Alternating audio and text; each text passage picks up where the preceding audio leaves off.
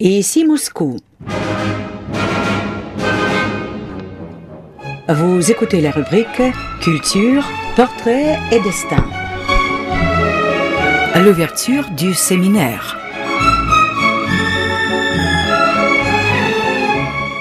Chers auditeurs, nous vous invitons à l'ouverture du séminaire des professeurs de français en Russie qui s'est déroulé dans le village d'Obroye.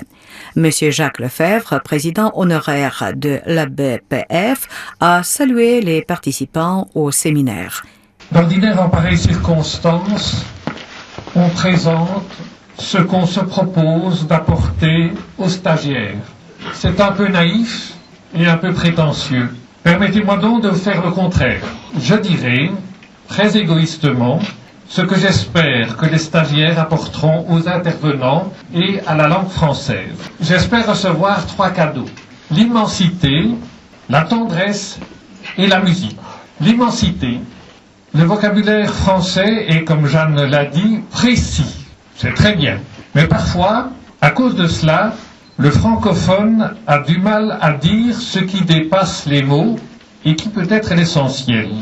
Je souhaite que l'immensité russe, celle de ses horizons infinis et de ses bois de bouleau, fasse sortir le français de ses frontières et pénétrer le territoire du mystère.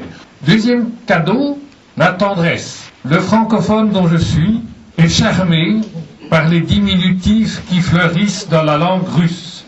Je souhaite ici où organisateurs, intervenants, stagiaires vont vivre en famille, manger à la même table, participer aux mêmes veillées avec une maman, Jeanne Arutiunova, un cousin à la mode de Bretagne, Bruno Baron Renaud, un oncle de Touraine, Jean-Jacques Bollot, un ami dont les Français disent « il était le nôtre », mais il devient le vôtre, collègue russe, des innombrables neveux et nièces de toute la francophonie, sans oublier les 2 petits Belges. Je souhaite donc que le français soit ici, non pas seulement la langue du cerveau, mais également la langue du cœur. Le 3e cadeau, car je suis très exigeant, la musique. Les troupes russes comptent un bataillon d'élite, les chœurs de l'armée rouge. Cela prouve l'importance que la Russie accorde à la musique vocale. Or, la langue française, malgré tout le respect que je lui porte, chante un peu trop peu. Le français chante souvent en solo. Je voudrais donc qu'en écoutant les polyphonies où chante l'âme russe, le français ait envie de faire le grand écart sur les octaves et de trouver de nouvelles vibrations. Chers stagiaires, vous souhaitez sans doute, grâce à ce séminaire, apprendre à exprimer encore mieux en français les réalités francophones. Moi, personnellement, je voudrais que ce séminaire vous montre que le français est également votre langue, qu'il vous permet d'exprimer aussi vos idées et vos sentiments, votre quotidien et vos expériences exceptionnelles. Et j'aimerais surtout que la langue française reste ici, au séminaire, la langue de l'amitié. Monsieur Jacques Lefebvre, président honoraire de l'ABPF, a salué les participants à la cérémonie solennelle d'ouverture du 22e séminaire des professeurs de français en Russie. Après la cérémonie, notre correspondante Nadezhda Vassilieva s'est entretenue avec Hugues de Chavagnac, conseiller de coopération et d'action culturelle, directeur de l'Institut français de Russie. Présentez-vous, s'il vous plaît. Oui, donc Hugues de Chavagnac, je suis conseiller de coopération et d'action culturelle de l'ambassade de France en Russie et directeur de l'Institut français de Russie.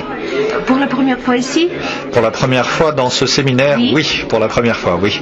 Mais bien sûr, je connais très bien l'action de l'association. Nous nous sommes souvent vus avec Madame Marutiunova et donc je sais que l'association joue un rôle tout à fait irremplaçable pour animer le réseau des professeurs de français, contribuer par des actions de formation, contribuer à son rayonnement international et Et puis le fait d'être comme ça, alors en français on dirait être au vert, mais ici on dirait plutôt être au blanc, car avec la neige, être dans un endroit calme et joli, ça donne une bonne atmosphère. C'est très intéressant et très touchant, à vrai dire, peut-être sublimer-les un petit peu pour nos auditeurs. Ce que j'ai dit simplement, c'est que d'abord que la francophonie, c'est quand on voit les professeurs de français et aussi leurs étudiants, leurs élèves, on est toujours très très ému de voir l'attachement qui existe vis-à-vis de notre langue, le goût qu'il y a. Enfin, c'est vraiment, je pense que comme on dit que les Russes ont l'âme très musicale, ce qui plaît dans la langue française, c'est ce qu'elle exprime, mais c'est aussi, je pense,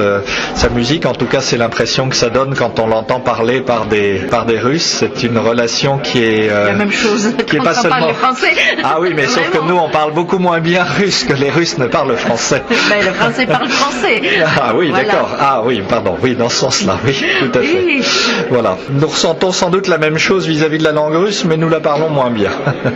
Voilà. Ce qu'on s'est dit aussi ce matin, c'est que ce qui est bien dans ces réunions, c'est de rappeler à tout le monde que la francophonie, c'est pas seulement la France, c'est aussi beaucoup de pays du monde. 77, on le disait, et bientôt, on dit qu'en 2050, il y aura 500 millions de personnes qui parleront français dans le monde, et que c'est une langue très vivante dans le domaine de la culture, mais aussi de l'économie, et que ça donne beaucoup de possibilités aux étudiants et aux élèves qui l'apprennent. Merci beaucoup. Merci pour cette interview et bonne chance. Merci à vous. Vous venez d'écouter dans l'émission consacrée à l'ouverture du 22e séminaire des professeurs de français en Russie et une interview recueillie auprès de Hugues de Chavagnac, conseiller de coopération et d'action culturelle, directeur de l'Institut français de Russie.